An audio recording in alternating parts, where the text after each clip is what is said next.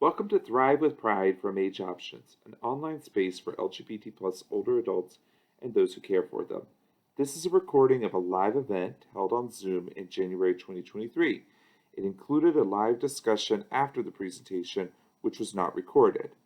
This month, we welcomed Reverend Martha Daniels from Holy Covenant MCC, who talked about her spiritual advocacy work with building a system of spiritual support, encouragement, and care for and with LGBT plus individuals on the inside, and also as they reintegrate on the outside. Please see the video description below for supporting materials and other resources. After you've watched this video, we invite you to fill out our annual survey, which helps us understand whether this program is helpful or how we could make it more so. The survey takes less than 10 minutes and is completely anonymous. However, it is very important to us as we do take your suggestions and opinions into consideration for future events. Thank you. Okay, so again, welcome everyone to the January 23rd Thrive with Pride monthly online event. We're very pleased to have today Reverend Martha Daniels. Reverend Martha earned her Master of Divinity at Wesley Theological Seminary in Washington, D.C., a United Methodist institution. She served local UMC churches in the DC area, then transferred to Metropolitan Community Churches, or MCC, upon her coming out, as UMC did not at the time permit openly LGBTQ plus individuals to be ordained. Reverend Martha served in Windsor, Ontario, Canada for 12 years at MCC Windsor. She was also very active in the Windsor Pride Committee and its successor, Windsor Pride Community Center, as co-vice president, secretary, and president, among other roles.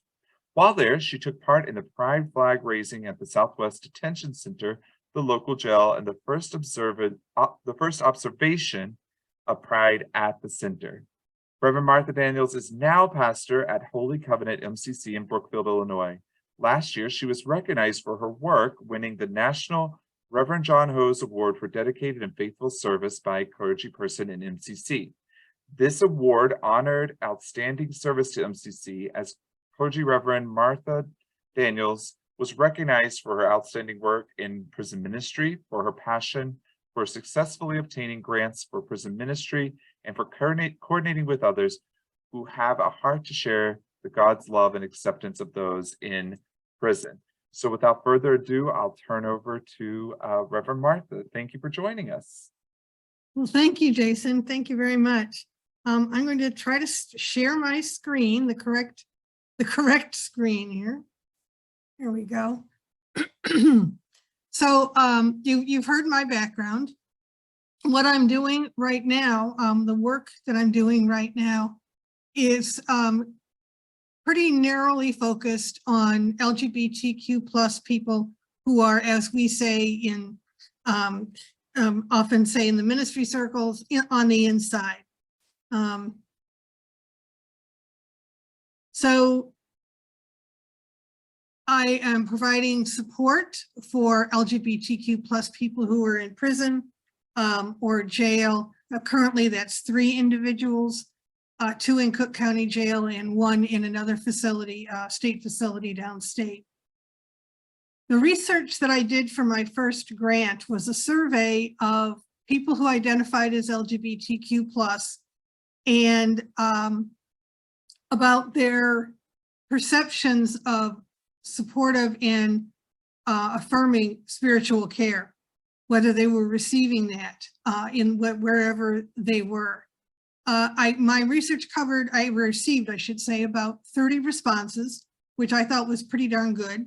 And the results showed that the overwhelming majority, with maybe 1 or 2 exceptions, most individuals felt that they were not receiving appropriate spiritual care, that it was biased, homophobic, transphobic, and sometimes racist. So my next plan was, because MCC is rooted in the LGBTQ plus community and in the work for human rights for LGBT individuals in general, I felt that we were a good location for a new vision of what is traditionally called prison ministry. I prefer to call it spiritual advocacy, because we have that foundation. We know how to do this kind of work. So that's what I'm doing is interviewing and talking with people from various denominations to find out, how their organization, how their faith tradition began their ministry with folks on the inside, do's and don'ts, pitfalls that they found, where it's resourced, and that kind of thing, so that I could take that information and use it to create that framework for MCC. So these are some of the basics. Many people don't realize, but LGBTQ people are incarcerated at a higher rate than non-LGBT plus people. I'm talking about as a percentage of the population. Often behavior that is ignored when a couple or a person is straight is criminalized by when the individuals are LGBTQ plus, such as public urination. Again, studies have shown that LGBTQ plus people on the inside are at a greater risk of various kinds of abuse, both from the staff and the other inmates. And this is even true when there is, what they call protective custody. Often that the dark joke is that that just tells people who they can beat up. PC does.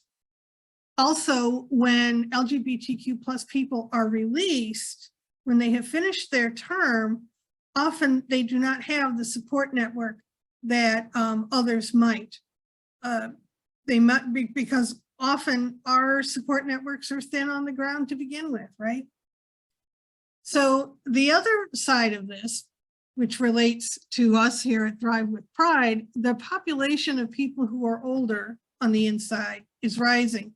And one reason, at least, is the tough on crime legislation that was passed in the 80s and 90s, and people received these terrifically long sentences. And in fact, one of my friends on the inside, for a while, he had his job on the inside was as a support aide to a much older person who needed, help with activities of daily living. That was his job. That's what's happening in the prisons, is that often these older folks are now where if they were on the outside, they would be in assisted living of some kind.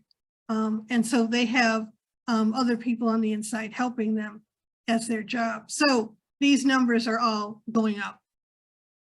So spiritual advocacy, as I said, it's what I call it, what I prefer to call it, spiritual, because of course that's the focus, and advocacy because, it's not just about me going in or, a group of us going in as saviors, right?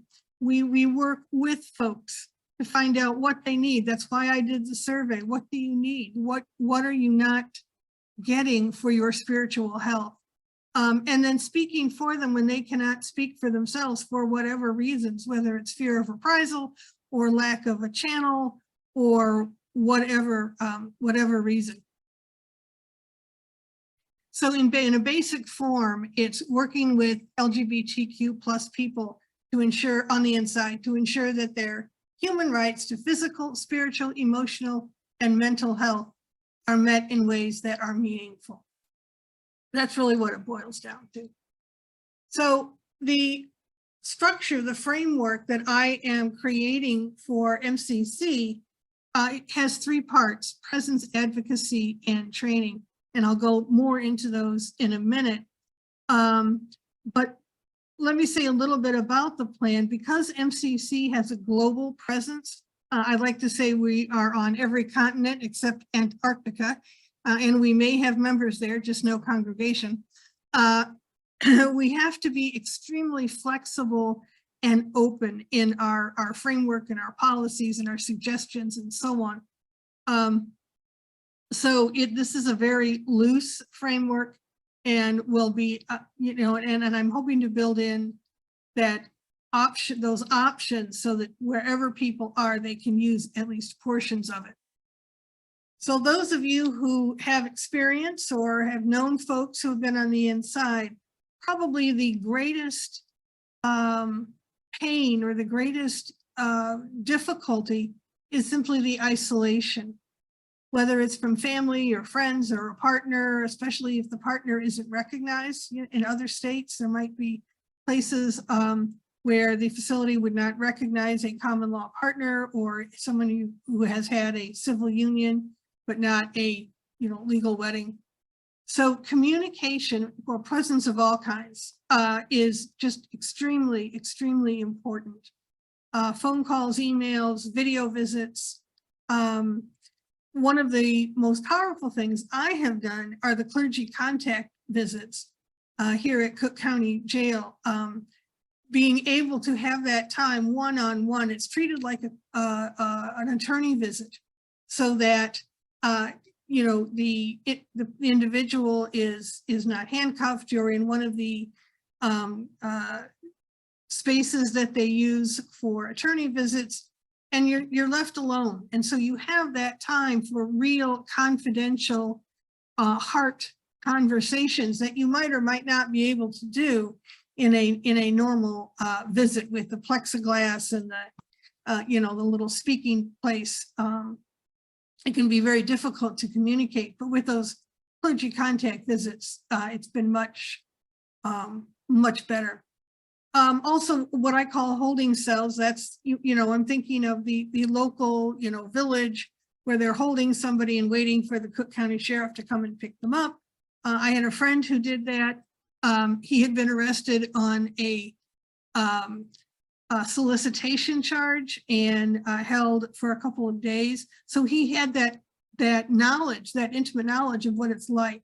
So he would go around to go to the local police station and visit and pray with anyone who was there in those holding cells. And he found that very powerful for himself, as well as he knew how much it would have meant to him to have somebody do that.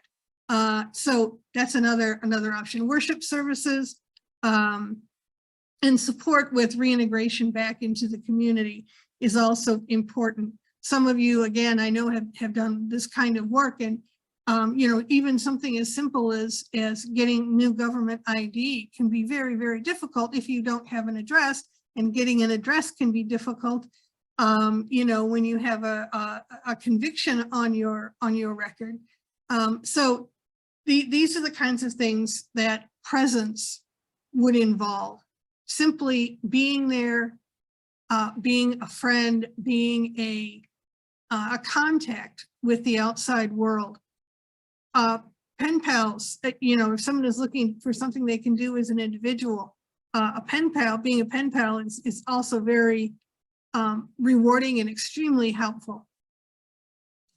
Advocacy, legislative. Sometimes, there are laws that come down and are being proposed and need to be spoken for or against because they do directly affect LGBT people on the inside.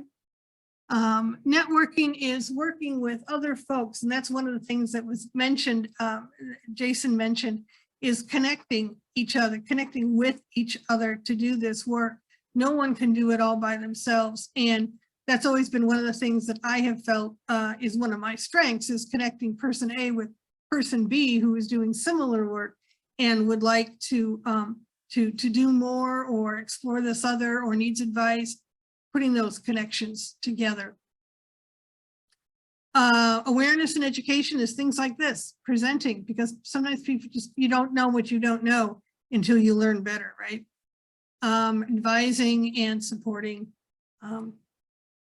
So training is for the both clergy and lay people who are interested in doing this work. It was tailored to the context. Because of course things are going to be very different in South Africa than they are in the US or in the Philippines, all of which places we have churches, of course. Basic court procedures, again, Some of this is taken from my experience, sort of, how not to make the same mistakes that I did. And this is what I learned. So here, learn from my experience. The basic court procedures, things are going to be different because the law systems are different. The justice systems are different. How are people assigned to various facilities? What rights do they have while they're on the inside? You would not believe the do's and don'ts and requirements for correspondence and visits. Some facilities don't allow colored ink on the pens or colored envelopes. Some of them, you can't have glitter or anything on cards that you might send in for someone's birthday. What you can wear when you go on a visit, not just the obvious things like, don't bring weapons. Leggings, for example, are prohibited in Illinois Department of Corrections, and so on. But these are things that people need to know in order to do the work and to help others. And it also is important for the people who are on the inside to have this information as well. Self-care is one thing that I really want to emphasize for the people who are doing this work, because it can be very easy to let your boundaries go. You're compassionate, you're reaching out, you want to help people and support them, and sometimes it's easy to let go of the boundaries and be tempted into doing things that are not really appropriate or are problematic. In time management, you would be surprised how much time it can suck up. I recommend that people not have more than 1 or 2 pen pals, for example, just not because it takes so long to write a letter, but because there's the emotional fallout as well. Sometimes. One of the individuals that I received a survey back from, one of my questions was something about, is there anything else you'd like to share about your story? And he responded, are you sure you're ready to hear the story? And I think that was an aha moment for me, to realize that this is not lightweight work. This is important work, but it's also emotionally and spiritually can be challenging and hard. So that is a lightning review of what I am up to and what this is all about. Thanks again to Reverend Daniels for sharing this important work. Don't forget to see the video description below for links and helpful resources.